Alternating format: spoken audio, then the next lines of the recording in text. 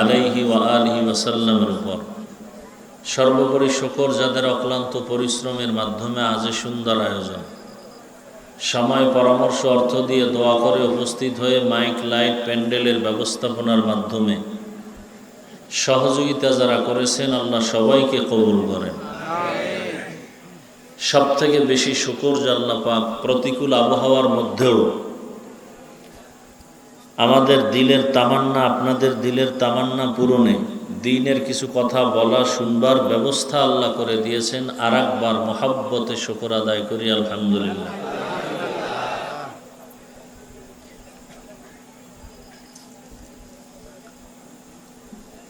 ওলামায়ে কেরাম দীর্ঘ সময় কোরআন সুন্নাহ ভিত্তিক আলোচনা করেছেন, আপনারা ধৈর্যের সাথে শুনছেন। ওলামায়ে কেরামদের কথাগুলো সহি তরিকায় আমল করার তৌফিক দান করেন। ওলামায়ে কেরামের ইজ্জতকে আল্লাহ বেশি বেশি বাড়ায় দেন। বিরুদ্ধাচরণকারীদেরকে আল্লাহ হেদায়াত দান করেন।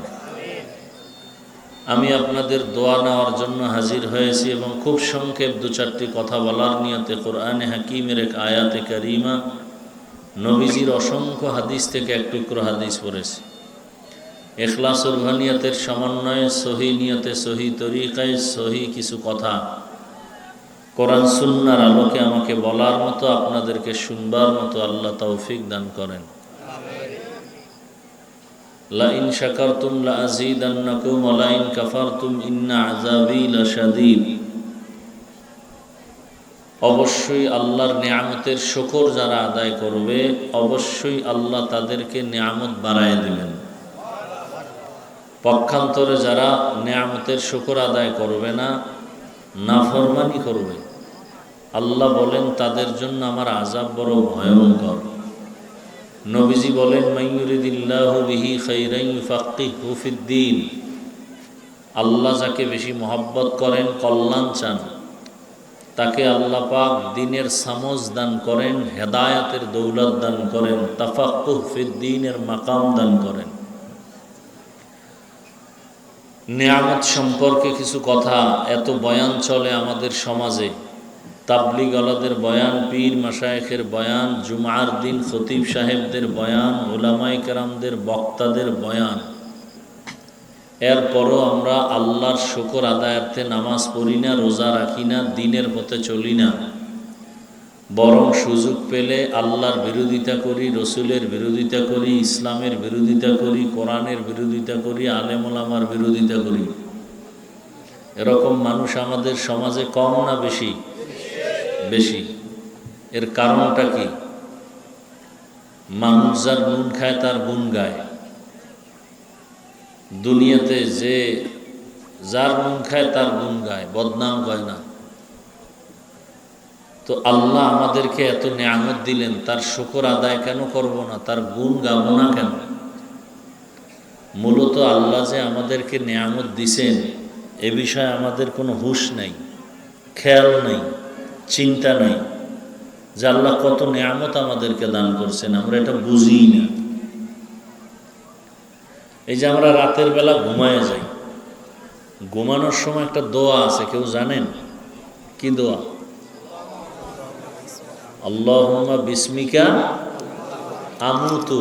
আল্লাহ তোমার নামে মরতেছি। ঘুমটা তো মরার মতো, ঘরে চোর এসে সব নিয়ে যায়, ঘুমের মানুষ কিছুই টের পায় না। এই যে মরে গেলাম, মরার ভিতরে থেকে আবার আল্লাহ আমাদেরকে জিন্দা করতেছেন। কে জিন্দা করলেন? ঘুমের মধ্যে কত মানুষ মরে যায়, যায় কিনা? আপনার আমার মরণটাও তো ঘুমের মধ্যে হতে পারে কি পারে না? এই যে আল্লাহ জিন্দা করলেন নতুন করে, এটা একটা নিয়ামত। চক্ষু দিয়া চাইতেছি, অনেকের চোখ আছে, পাওয়ার নেই, এটাও একটা নিয়ামত। জবান দিয়ে কথা বলতেছি, একটা নিয়ামত।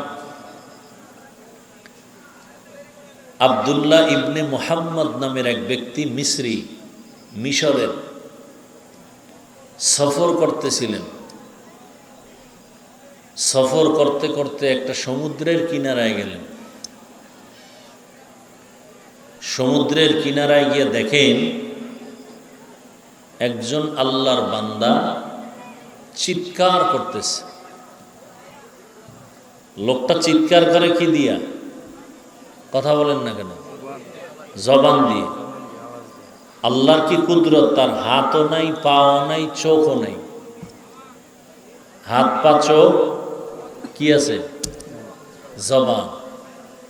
জবান দিয়ে চিৎকার দেয়। কি বলে? ও আল্লাহ, তোমার নিয়ামতের শুকর আদায়ের তৌফিক দাও। তোমার নিয়ামতের শুকর আদায়ের কি দাও? তৌফিক দাও।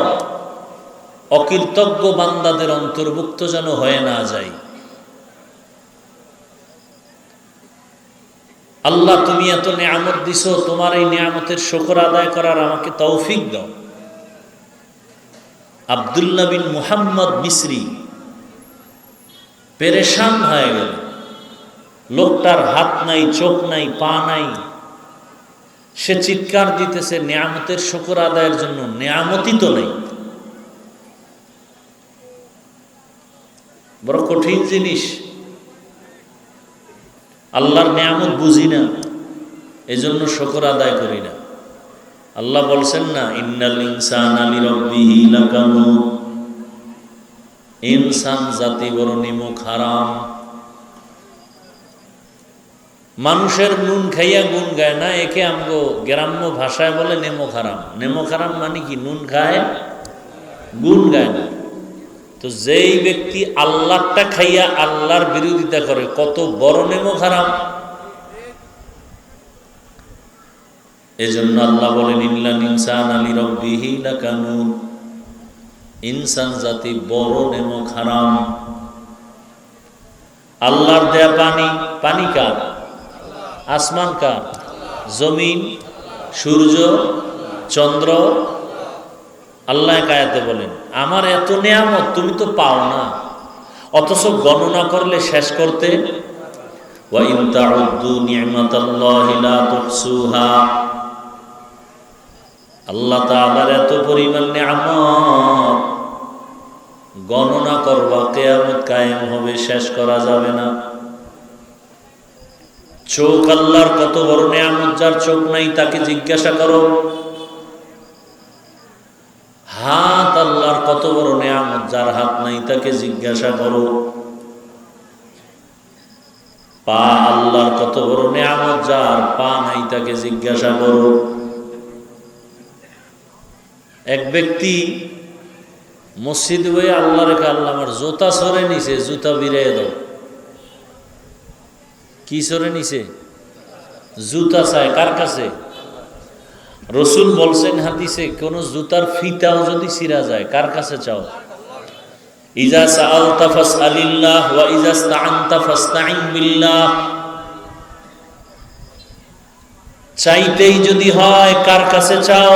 এমন একজনের কাছে চাও যার কাছে চাইলে দিতে রেডি।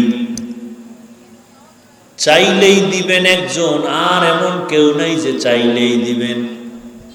মায়ের কাছে চাইলেই দেয় না, বাবার কাছে চাইলেই দেয় না। দুনিয়াতে যারা দিব দিব দিব বলে আশা দেয়, তারা চাইলেই দেয় না। একজন তিনি চাইলেই দেন, তিনি কে? وَإِذَا سَأَلَكَ عِبَادِي عَنِّي فَإِنِّي قَرِيبٌ أُجِيبُ دَعْوَةَ الدَّاعِ إِذَا دَعَانِ فَلْيَسْتَجِيبُوا لِي وَلْيُؤْمِنُوا بِي لَعَلَّهُمْ يَرْشُدُونَ।